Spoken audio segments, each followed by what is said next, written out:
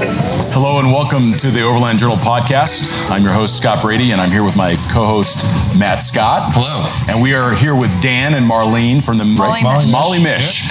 And they have traveled to over 40 countries, and they just got back from a big trip. They drive a Mercedes Sprinter, and they travel with, there's 5 of you in there, isn't there? Yep. There is 3 children. 3 are here. And technically 7 if you count the cats these days. 2 You have cats in your Sprinter van. That's amazing. Plenty of room. Yeah. Give us a little bit of insight into where you've been, what you've done. Just give us kind of an overview. Okay. So people know where you guys have been in the world.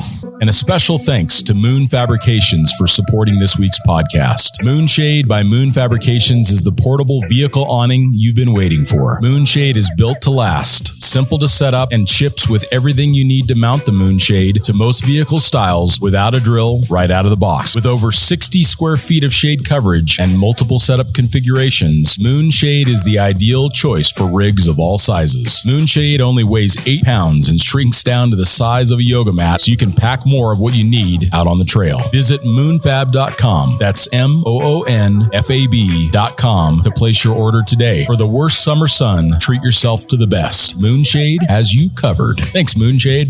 It's just sort of raw numbers. We've been on the road for about 14 years, 41 countries, 4 continents, 49 U.S. states, all the provinces in Canada, however many there are, a couple of territories. Yeah. And most of the Mexican states. Okay.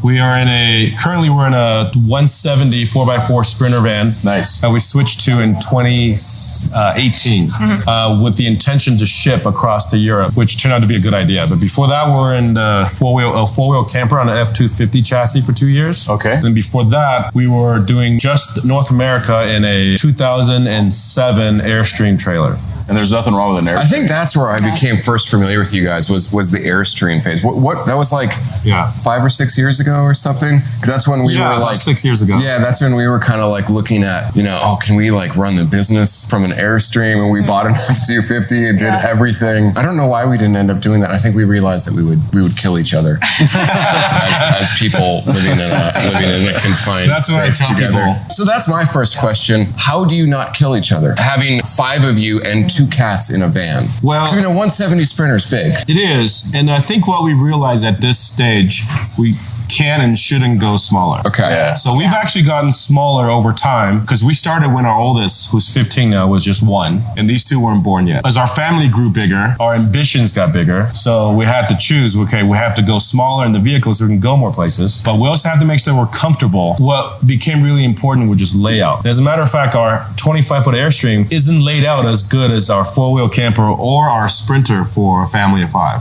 Interesting. So that's what it's really What's kind of, did you have like the front bedroom? Yeah. Did. Okay. Yeah. Why? That doesn't make sense to me. Like, what was it about the layout of the Airstream that didn't work for you? I'm just curious. Full-time These are the best questions with ones that, when Matt's curious, it's usually good. He really wants to know.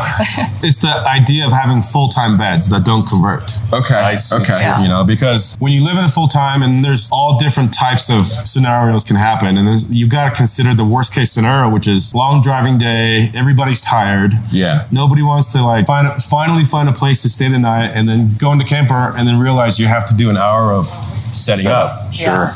So I think people that have done this knows that if you can make the setup as easy as possible, it's going to make your life. And that kind of goes with not killing each other. Like, make your life easier. Okay. Yeah. That makes sense. Just reduce stress, reduce in every time, way you can. The TTB, time to bed. Exactly. Yeah. So that's a new term that we've invented on the Overland Journal podcast. Right. Hashtag TTB. I actually call it time to beer. And it's the thing I love about the Roamer because I don't have to do anything and then I can pull up and crack a beer. Yeah. It's the best TTB in that regard. That's a big difference between our 4-wheel camper and the Sprinter. Yeah. Is we can access the fridge without going outside. Yeah. And that's not good. that we're promoting having a beer when you're in the driver's seat. Yeah. Well, obviously we're not doing that. But sodas. Yeah, road sodas. Cold brew coffee. That's right. Yeah. Now, what did you guys do before you started traveling full time? And were you able to transition your business or your career to doing that while you're traveling? How did that all work? I've been a web developer. I was working for mostly startups in the Southern California area. Okay. And in 2004, the last company I worked for was acquired by a Fortune 500 company. So it has some stock options. Okay. So as a young 30-something, I felt like I've made it. Yeah, but sure. Really, it was just enough for me to walk away for a bit. Sure. To kind of start my own thing. So I started my own sort of freelance business. How old were you when you did that? In 2004, I was 29. Okay, cool.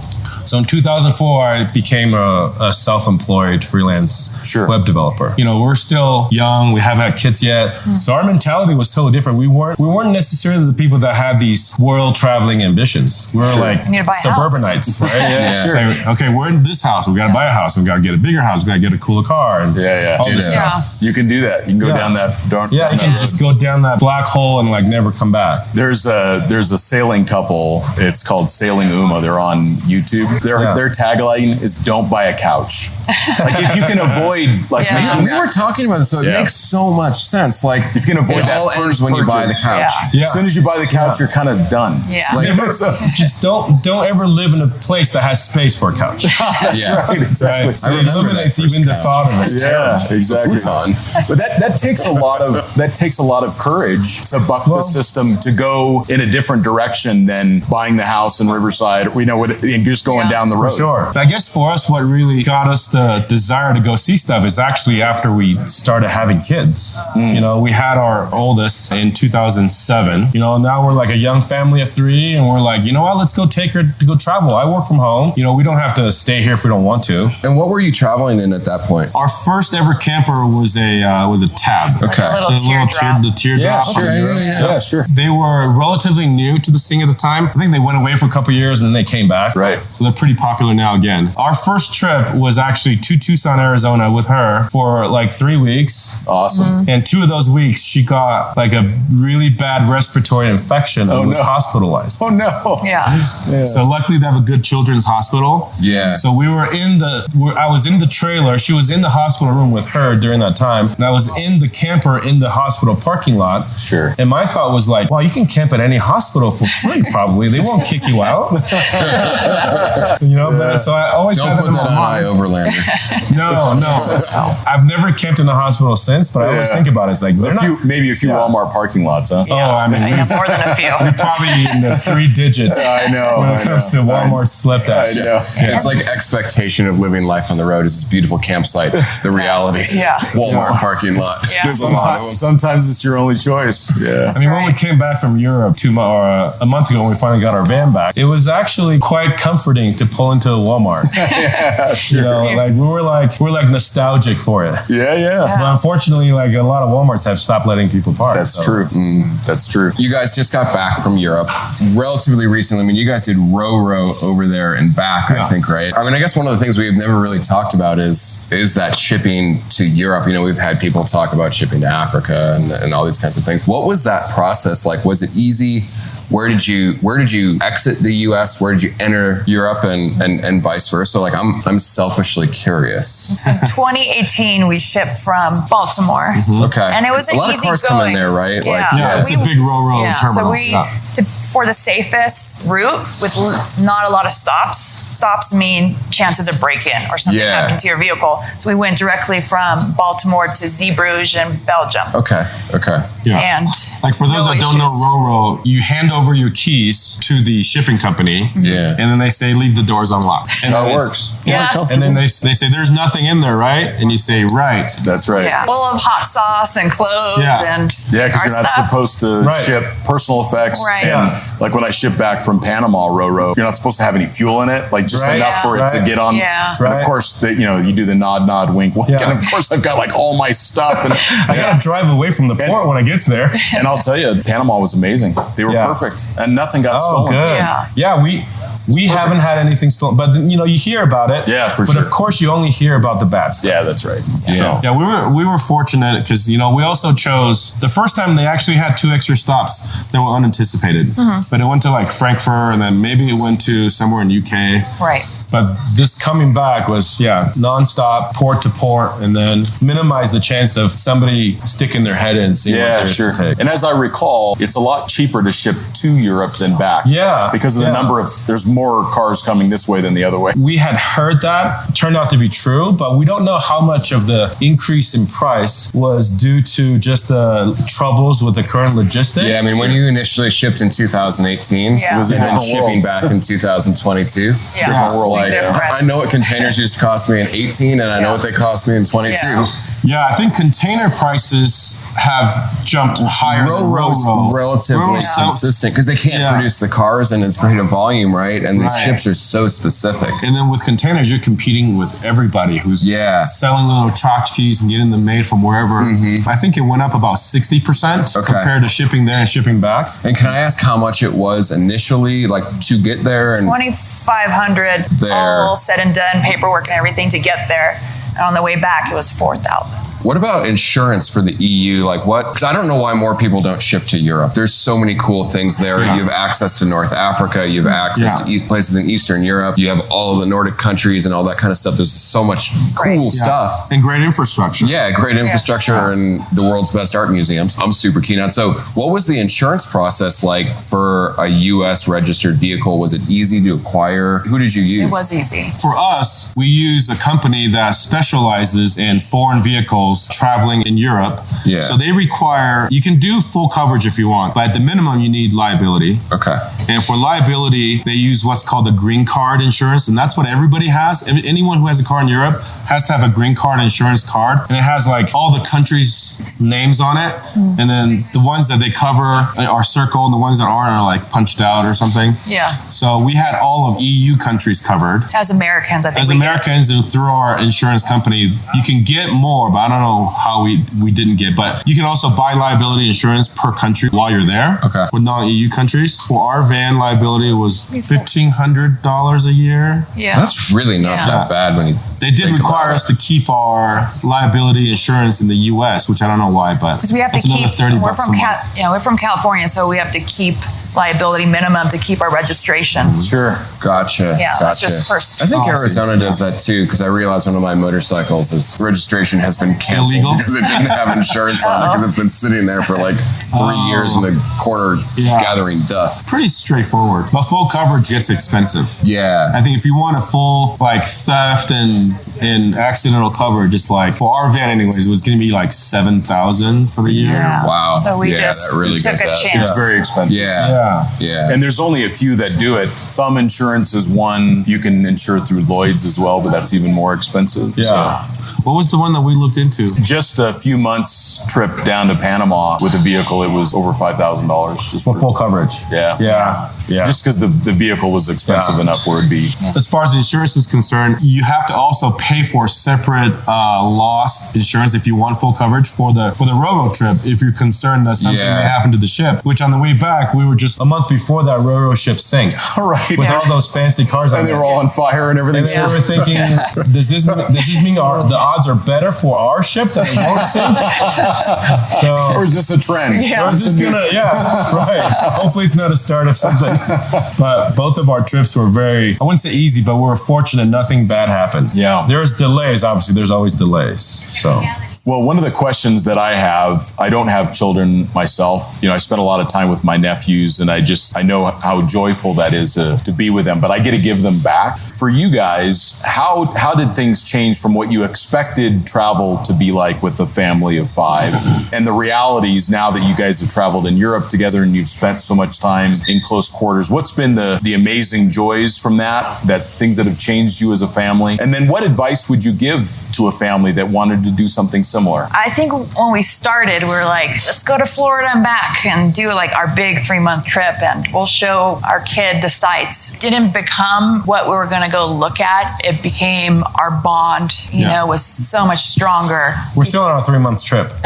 I love it. 14 years later. Yeah. But the bond between us was stronger because we were together all the time. We knew what we were feeling, and we're experiencing everything together. So we have the same memories. We can talk about the same things. And then once we had more kids, the sibling bond and how much they like spending time together is why we keep doing this. Just as a logistics thing, I'm just thinking about if you're pregnant on the road, like how do you plan on where you're going to have the, like how does that work? We made a bad financial decision and we left our house empty and we weren't in it until I was pregnant. Until we knew we were done with having kids. Yeah, and then we sold it after the third kid, but between the first and the third kid, we left our home empty in California, and I used the same doctor, and they were all born in the same hospital. And as soon as they had their shots and they were clear from the doctor, we went back into. So when you were pregnant, you would come back to California, you would be there and deal with that. Got it. Okay, that makes sense. I mean, we had. That sounds like an adventure all in and of itself. No. People have done that. I'm sure.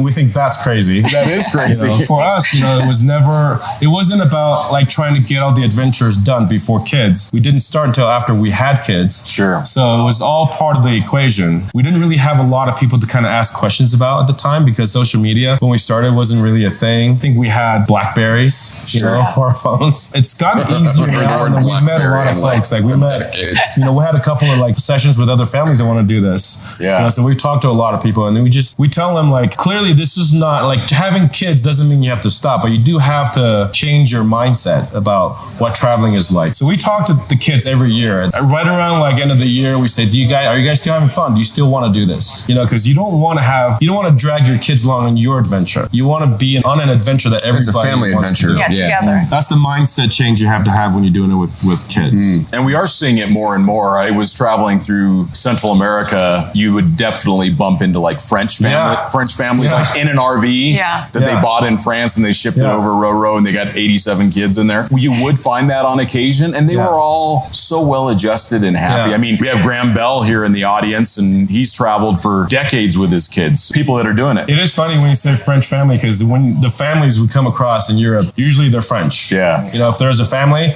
it's French, and I'm always so jealous of the French. Like they just seem to like have these like wonderful, peaceful lives with it's the wine bread and cheese and stuff. Sauce. It's wonderful. More rosé, Matt. More rosé. More rosé. Yeah, champagne. It's all gone to my complexion this week. You've turned a color of rosé. Yeah, essentially. Looking at you makes me thirsty. You are what you drink. 25% Red Bull, 75% rosé. Now that you're looking back on that trip from Europe, how would you say that having your kids with you has changed you two? How have you guys seen your perspective on the world change? We're more aware of the environment, and like when we camp and wild camp and there's just trash around, it just makes me sad for the next generation, but it makes me excited to raise kids that can see that and say, this is wrong. Like we need to clean up the earth and take care of nature more. I want to dwell some more on Europe. Yeah. So I don't really want to focus on like Western European countries. Like, I mean, no offense to like France and Germany and that kind of stuff, but industrialized and whatever. What were the most wild places that you went to in Europe? As Americans, you have to do what's called the Schengen Shuffle. There. Fortunately, we didn't have to deal with that, but we were well aware of it, and we have friends. 180 days and Schengen 180 days 9 months or out of 90 the 180 rolling window, previous 180 days. So you have to leave Schengen countries that are the most popular tourism countries. So you're forced to go out. You can go to Morocco, you can go to Turkey, you can go to. Did you guys do Morocco? Serbia. We did. We did got Morocco. We did stuck there Turkey during the pandemic and had to wait for a rescue boat. With all French campers. Yeah, because they closed the borders. You had to leave your van there then? No. So other Americans and Canadians had to, because they were only allowing EU citizens or residents back into the EU. I see. So that's why I was saying we didn't have to do the Schengen Shuffle, because Marlene's family's from Croatia. Gotcha. So she was able to get dual citizenship for herself and the kids. And then I was able to piggyback off of her. Yeah. Man, that's so they say you can stay as long as you're with them. So we got back, we were able to come back to Europe during that lockdown period. Sure. Because of that. And then there were a couple from Montana that was stuck there longer. There was a family from Canada that was stuck there longer, and there was a couple from Malaysia that was stuck there longer. Wow. So we actually felt pretty fortunate. Yeah. But we're sharing our experience pretty much live at the time, so I think it was an amazing time. Yeah, I'm sure it was really stressful. Like it would suck, let's be honest. Yeah. But I mean, looking back, like that's kind of a unique thing. I mean, the world shut down, and you had to figure out how to get you, your family, and your car from one continent to another when everything shut down. Yeah. Well, the ferries to Spain is only a 30-minute ferry. Yeah. Except Spain was the country that closed itself. to Morocco. So we had to wait for a ferry that came down from France. Yeah. Which is a Go to 2-day Marseille. ferry. Marseille, Yeah. It was a 2-day ferry because it was coming to get people. So they weren't carrying anybody down. So everybody had to pay for a round trip ticket for the ferry to come get us. So we still have the return ticket to Spain. We'll use it one day. One day we'll be back. Very useful. Talking about favorite countries, though, it seems like our favorite countries, like we love all the countries, but the ones on the outside, like, okay, we went to Morocco and it's like, oh, so cool here. We can go further. Like, it pushes us, like, oh, we love Turkey. Wow, we can just keep going to Central Asia. I think those are somehow it pushes us. And special thanks to the New England Overland Rally for supporting this week's podcast. The New England Overland Rally will bring together overlanders, adventure travelers, outdoor enthusiasts, and specialty exhibitors from throughout the Northeast and further for a fun and informative weekend of camping, educational classes, vendor demos, live music, and even culinary creations. Thompson Speedway Motorsports Park, located in the quiet northeast corner of Connecticut, is within an hour of several major cities, including Boston, Hartford, and Providence. The New England Overland Rally will be one of the largest gatherings of overland and outdoor enthusiasts in the Northeast. And the fall is a wonderful time of year at the track, and they have more than 200 acres for camping, vendor displays, food and beverage areas, and parking. For more information and to register, please visit neoverlandralley.com.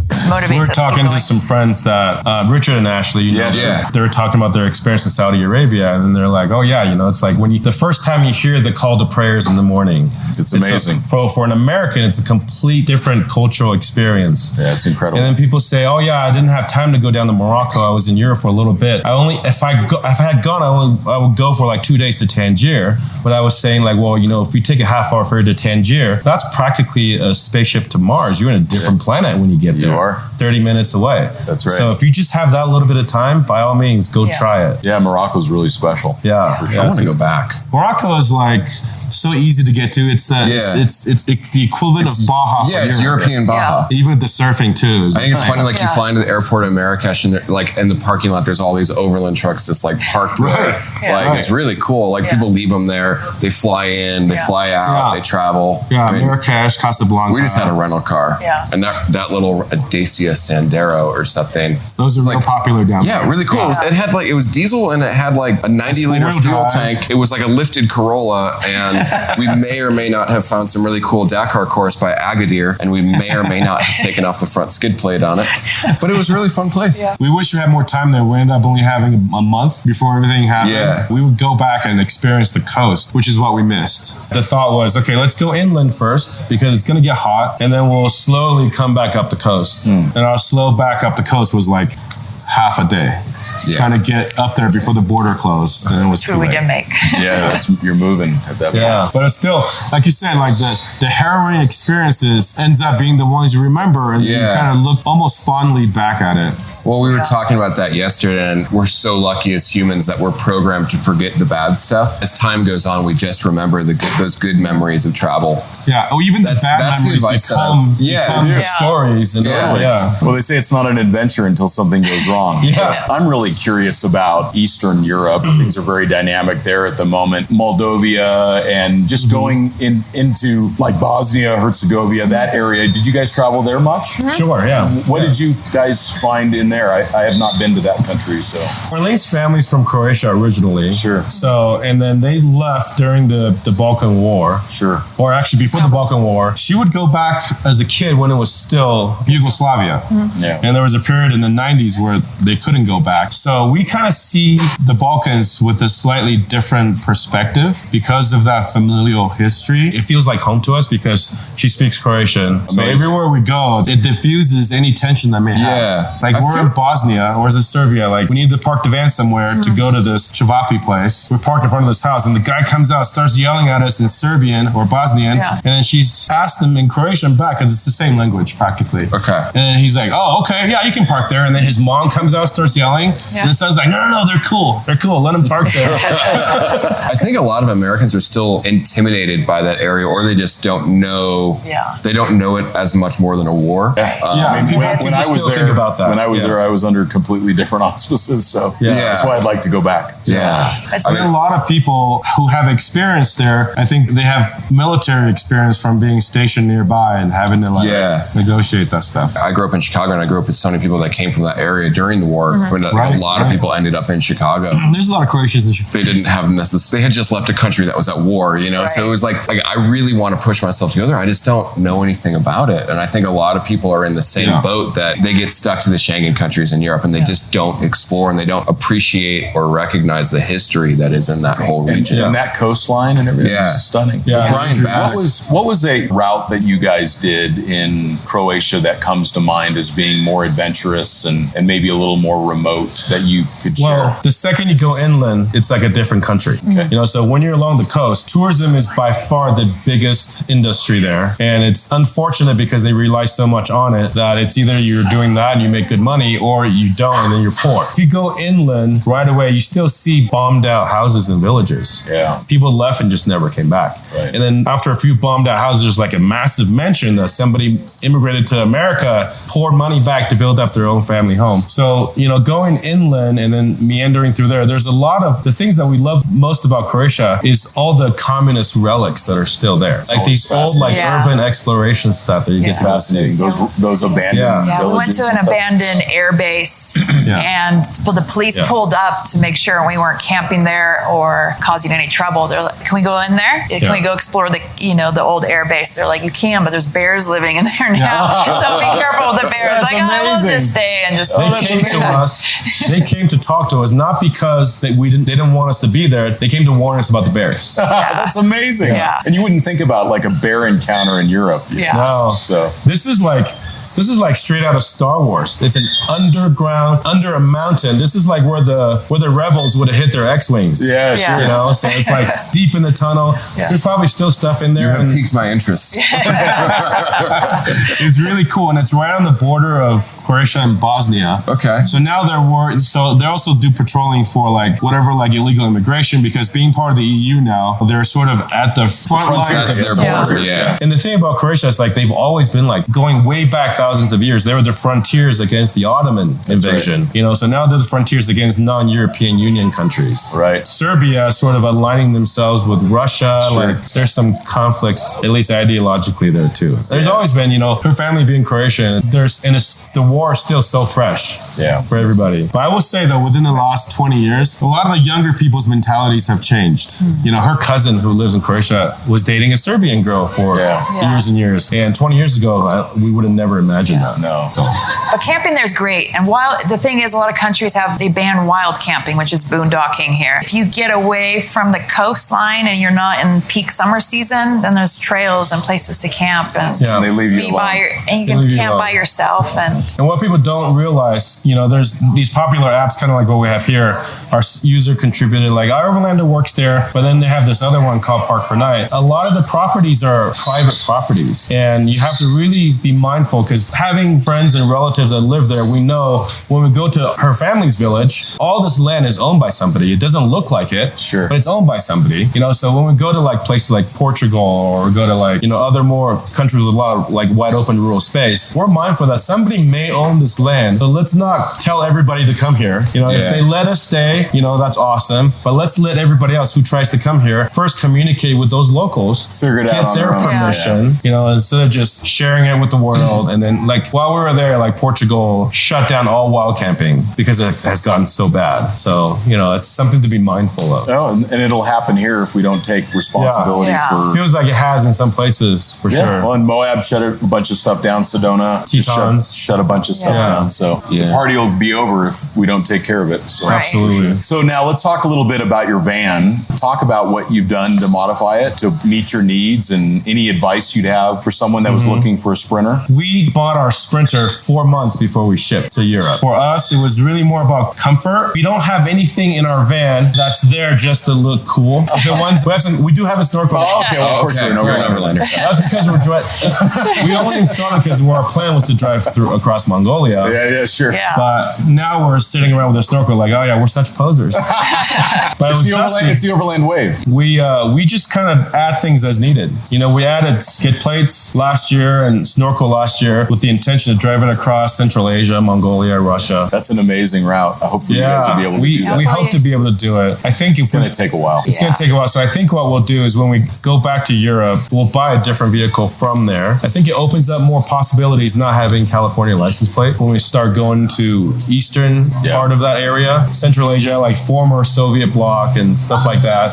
Especially now, people in Europe drive through Iran, which is a beautiful country, but as American passport or U.S. passport holders, it's challenging. They're dual citizens with Croatia. I'm dual citizen with Taiwan, but the California license plate is what gives us away. Yeah, I drove across the Silk Road with UK plates. Yeah. And it was easy. Right. You're on a V5. They recognize the document oftentimes. Yeah. So it's not unusual. So. And we feel like having kids also helps diffuse the situation. Yeah. Yeah, whenever we're crossing a border, when you got a couple military-age males in a vehicle, it always raises suspicions. So. Wearing multicam. Yeah, all tactical. All tactical gear, colored gloves. We roll down the windows and like, kids smile, wave. Yeah. It makes say a big hello in that language, and okay, you guys are good. Makes a big difference. So you added the skid plate and the snorkel for Mongolia. What else have you guys found? Like, oh, this really made a difference for our travels. I mean, we have a four-wheel drive Sprinter, but I don't think it's absolutely necessary. But having good tires always help. We would go smaller if we could, just to fit into more places. But we switched from the four-wheel camper for Europe, partially because it was easier to find parts if something broke. For an F-250, like, you're completely out of luck if you're there. You're shipping it in. You're paying more for fuel with a vehicle like that. And also, it was 6 inches narrower, and that made all the difference in some places. Sure. It meant either dragging your car along this rock wall or just barely fitting through. Well, all the goods in Europe are delivered to the little stores with a Sprinter. Yeah. That was exactly what I said when we decided. Or like a little Citroen, some equivalent. I mean, they're all the same size. Right. Yeah. I said this the other day. They got to have beers delivered here. That comes in a Sprinter. That's right. And if they're not delivering beers to this place, I don't want to go. I like this. This is a good philosophy. This is a good philosophy. What did you guys do in the interior for like a build out? I mean, obviously, like, you're living in it. Yeah, permanent bunks in the back because we don't want to set up anything. So the kids sleep on top, all three together. And then Dan and I sleep below. We have 2 cabinets, so our bed's a little bit smaller. And then we have our garage below that. Before the Sprinter, our four-wheel camper was the front dinette version. Yeah. So it had the cab over, a king-size bed, and then the dinette underneath. So that was sort of like a bunk bed with the galley and fridge on the side like this. So we actually really like that. We just wanted hard sides. Yeah. So that's why the Sprinter helped. So we sort of mimicked that layout, but instead of having the dinette and the cab over, we had upper and lower bunks. So we're on the bottom, the kids on the top. And then we had the sort of galley-style kitchen. And then what's nice about the Sprinter is that we don't lose the cab space. Oh, sure. Like we did in the four-wheel. Yeah, you can turn it around. Yeah, our seats. favorite things are the They become swivels. part of the So even though we don't have like a nice big dinette tabletop to kind of play games or do stuff in, but we can still sit and Where do the kids sit while you're driving? We have, they call the Crew. the Sprinter Factory crew. Okay. So we So it has a bought bench it. seat. Yeah. Oh, I see. Has a second row bench seat. I see. Yeah. Got it. That makes sense. Cool. Yeah, it was completely empty, but the bench seat and some headliner. Yeah, that and makes then we sense. built the rest out ourselves. Okay. Okay, so you did it. Okay. Yeah, I was wondering if somebody did it. No, it was us in That's front of cool. my parents' You house. can. I mean, there are vendors here that have, seat bases that attach to L-Track. Sure. Fully customizable, stuff like that. So we would have gone that route if we couldn't find this van. This was the van that we would have built on the Mercedes website if we were to build one. And in fact, when we decided to switch from the four-wheel, we went to the website and it's like, hey, so what would it be like for us to build one? So we picked stone gray because that was a cool color that we wanted. We picked the 170 Crew four-wheel drive, and then we built this out. That looks great. And I'm like, we're never going to find this. This doesn't exist. You can order one. It'll happen 2 years after. Yeah. And then we went to the closest Mercedes dealership, and it was like, There. it was just sitting there. Talk about meant to be. It was meant to be. That's incredible. Yeah. It was a sign. Somebody had ordered it and then decided that they couldn't get enough for their trade-in and just said, give it to somebody else. What a day. And then we showed up, we're like, this is 2018, and it was already hard to find by then. Yeah. And they were That was like giving no peak deals. Sprinter, like Yeah. four-wheel drive. They've finally come to the U.S. madness. Yeah. Yeah, there are no discounts. You're paying MSRP, and they gave us $1,000 off. We're like, those people only give us $1,000 off, and now we look like geniuses. Yeah, for sure. For sure. I mean, just to get it at MSRP. Just to get a van Impossible. at any price, really, it's been tough. It's impossible. This content is brought to you by Overland Journal. Journal, our premium quality print publication. The magazine was founded in 2006 with the goal of providing independent equipment and vehicle reviews, along with the most stunning adventures and photography. We care deeply about the countries and cultures we visit and share our experiences freely with our readers. We also have zero advertorial policy and do not accept any advertiser compensation for our reviews. By subscribing to Overland Journal, you're helping to support our employee-owned and veteran-owned publication. Your support also provides resources and funding for content like you are watching or listening to right now. You can subscribe directly on our website at overlandjournal.com. What is coming up next for you guys? What, now that you're back in the U.S., what's the plan? So we have a 15-year-old. Okay. So in 3 years, she can choose to leave us if she wants.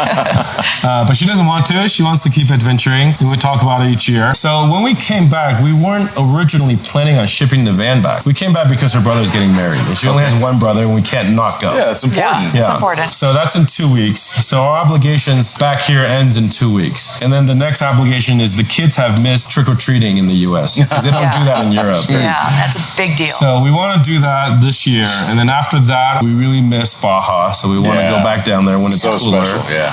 2023 sort of, it becomes sky's the limit thing again. So we're talking about possibly shipping to Uruguay. Yeah. And then starting the Pan Am coming up, going down and come up the other way. Awesome. Or also, I'm from Taiwan originally, so the kids really want to go mostly for the food. And I also have to show them that orange chicken is not the best dish. What? Mic drop. Walks out. Youngest, he loves it. It's his favorite dish.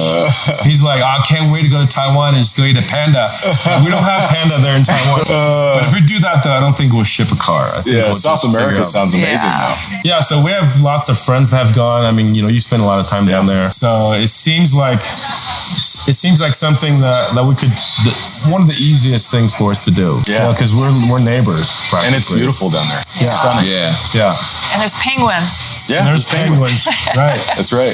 How do you feel about shipping down there and driving up versus driving down and shipping back? Like, is there a particular method or reason as to why you've chose to do that? I'm scared of the heat in Central America with these two cats, and we don't have an air conditioning by our choice. Okay. So I'm a little worried, like Do you kids. think you'll do Central America? Yeah, for sure. Yeah. I don't know.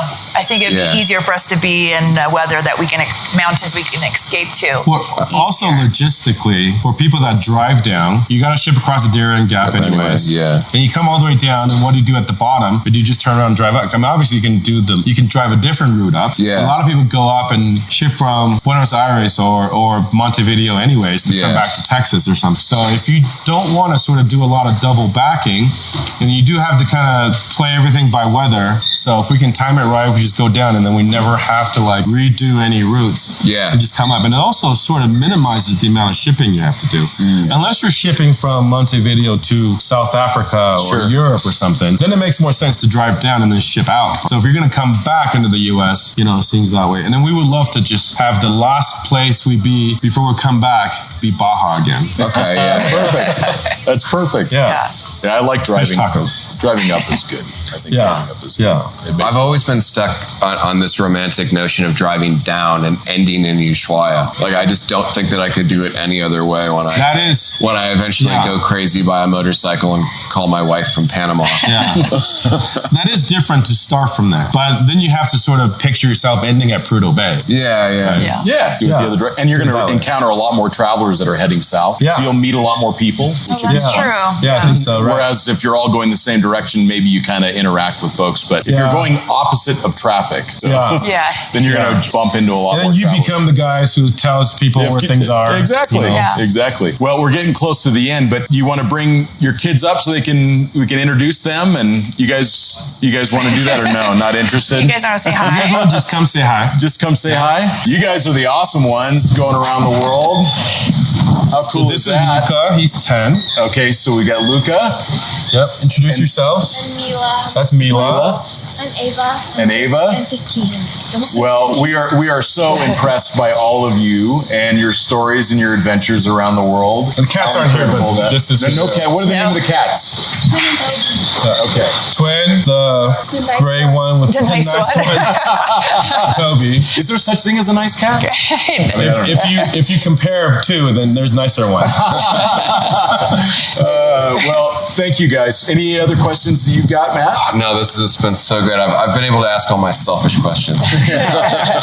Well, we so appreciate all of you being on the podcast and inspiring so many other families to go see the world and not be afraid to do that. And what an amazing thing to experience together. So Thank you. Thank you for having us too. thank you guys for being on the Thank you podcast. so much. We thank everybody for listening. We'll talk to you all next time.